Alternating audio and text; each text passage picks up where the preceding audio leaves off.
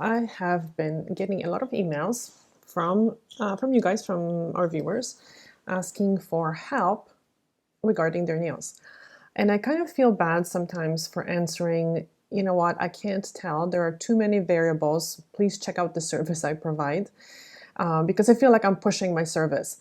But it's truly the best I can do, because let's see, for example, I had this person who emailed me asking me this: if you get a moment, can you suggest what could I do to stop the top of my nail from cracking, chipping, becoming ragged, and catching on my clothes?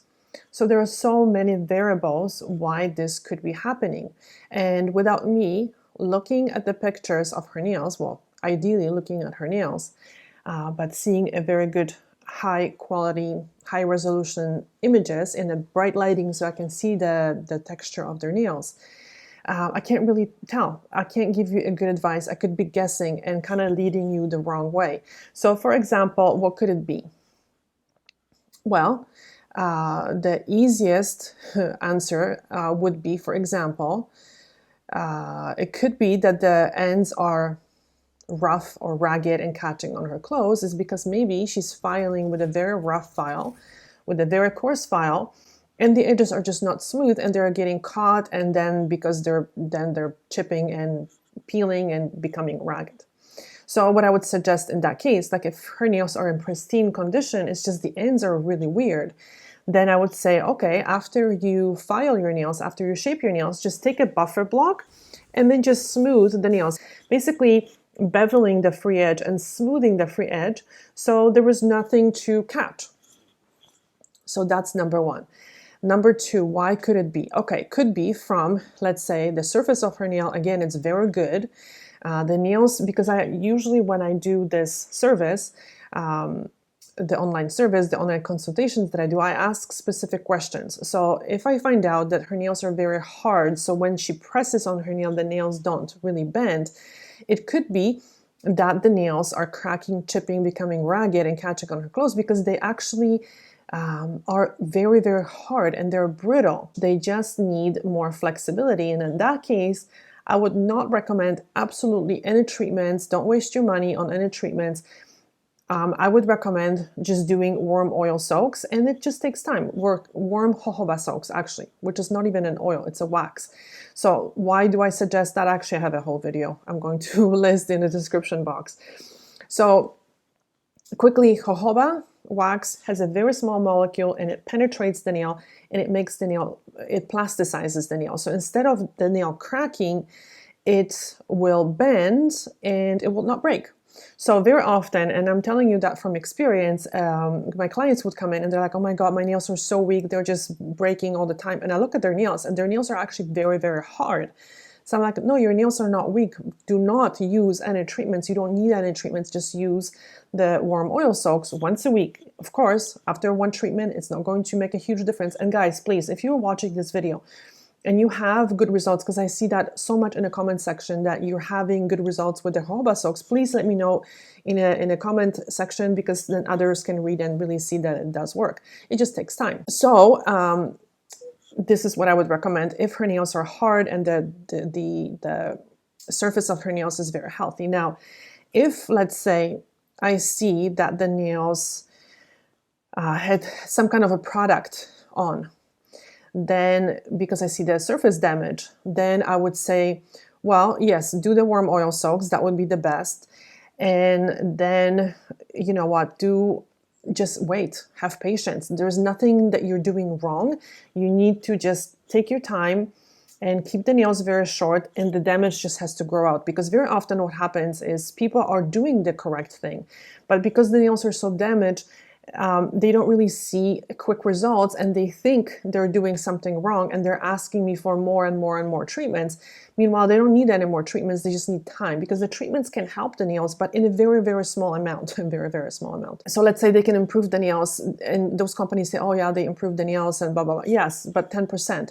But it can damage the nails by 50% easily by just taking a buffer and buffing the surface of the nails. So if, let's say, there is major surface damage, then I would say, okay, just let it grow out. Now, if there was no another variation, so let's say this person doesn't have like a major damage, but I can see that the texture of her nails is very smooth. And I ask question, have you been buffing your nails? And the person says, yeah, but just very little after each manicure. But each manicure adds up. So if you're doing a manicure once a week, at the end, the nails have been buffed, let's say, I don't know, 20 times or something, which takes pretty much the top layer of the nail. So the nail is divided into 3 sections. The top section, it takes about 30% of the nail. And that section is responsible for preventing the nails from cracking and breaking. So that's like a protection layer. If we take away that layer, yes, the nails are going to peel and break. And sometimes it doesn't take much. Like it just takes a very light buff with each manicure. And at the end of the nail, eventually the nail is reduced by 30% and it's peeling.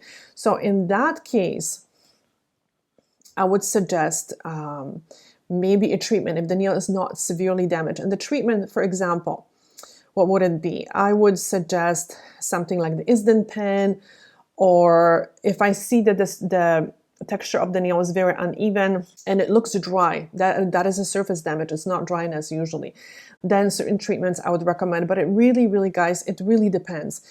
And as I'm editing this video, I remembered one more thing. So for example, if I get a picture like this, we've talked with this person back and forth many times. So when I, for example, see nails like this, I would recommend, in the case of this person, I would recommend, which I don't recommend very often, so don't jump into this this treatment, is the Mavala, because in that case I would recommend a hardener. And why? Because sometimes when I see nails that are reasonably healthy, not damaged, and they're very flexible, then I would recommend a hardener. So something with, for example, formalin. Don't always be afraid of formalin or formaldehyde or dimethylurea, and Mavala has those ingredients. So in this rare case, I would recommend hardener. Again, don't jump into hardeners trying to fix your nails, because they don't fix the nails, they just fix the issue of excessive flexibility, not when this is due to a surface damage, but when the surface is nice and healthy, but it's still very flexible and the nails are almost like very moist. That's when the hardeners are very helpful. Okay, and this is another example of nails that do benefit from a hardener. Again, this is pretty rare. Okay, look at the difference. Big difference, right? And here's what she says. I started following you in April, and as you can see from the April 14th pictures, my nails were pretty bad. They were peeling, breaking, and I was unable to grow them as they were weak and soft. It took 2.5 months to get them back to healthy, and slightly long, as I kept having to cut them because the damage from the peeling on some of my nails was at least half of my nail plates. There you go. As you can see on the other 2 pictures, they're doing much better, and they are now pretty strong. I have done, you see, again, it's a combination of things. The oil on my nails between hand washing, Mavala nail hardener 2 to 3 times a week, and Carousel on the skin around my nails. The Carousel actually benefits the nail a little bit as well. And I used to cut the skin around my nails with a clipper, and now I stopped doing that. And the nails are looking way better. So again, it depends.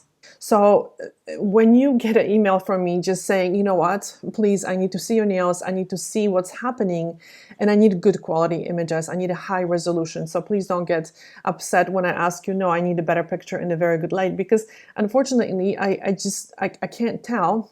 I can't tell if I can't see the surface properly. I'm not trying to just push my service, and because it's usually not that simple, because I would hate to give you an advice that is just a huge guess, and then you're going to spend money that is not even going to, on products that are not going to help you. Okay, so it all depends. That's my favorite line, but it all depends.